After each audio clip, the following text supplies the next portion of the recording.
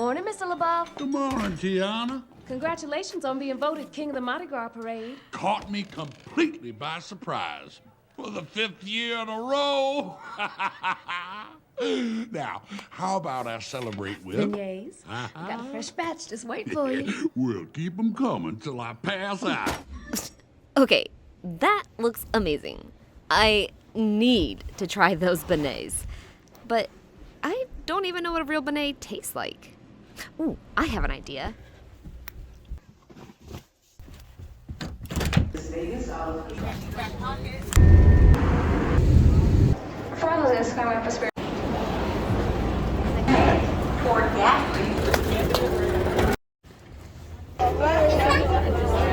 That's me.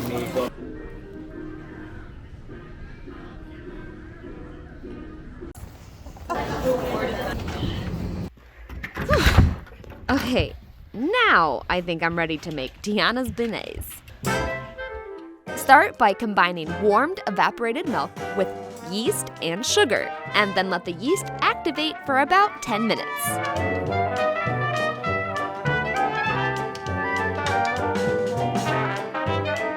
Once the yeast is foamy, add in about half of the flour.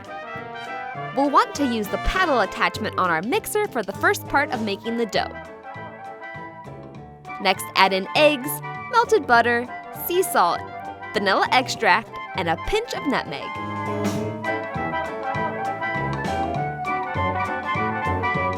When the batter is nice and smooth, we can remove the paddle attachment, scrape down the sides of the mixing bowl, and add in the rest of our flour. I'm going to use a dough hook to finish mixing the batter because it will thicken up considerably as it stirs together.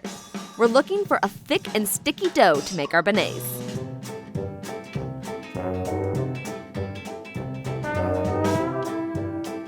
Once mixed, let the dough rise for about 2 hours in a warm spot or until it has doubled in size. While the dough is rising, I dusted a baking sheet with flour to make rolling out and transporting the dough easier. Once the dough has doubled in size, punch it down. It should be light and airy and thicken as it compresses. Transfer the dough to the prepped baking sheet and then dust the top with more flour before grabbing your rolling pin and rolling the dough out to even thickness. The baking sheet will help us measure exactly how thick the dough should be, about 1/3 to 1/2 inch thick. Once the dough is rolled out into an even layer, we can use a pizza cutter to cut the dough into about 2 by 2.5 inch wide rectangles.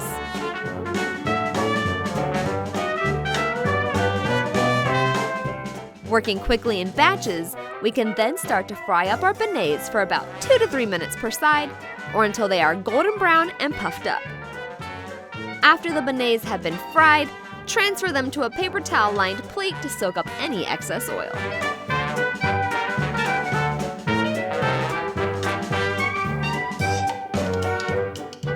Finally, we will drizzle on a generous amount of honey, just like Tiana does before powdering them up with a heaping pile of powdered sugar in true New Orleans fashion.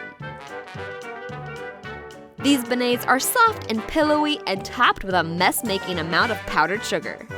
But one thing is for sure, these man-catchin beignets will certainly help you find your frog prince.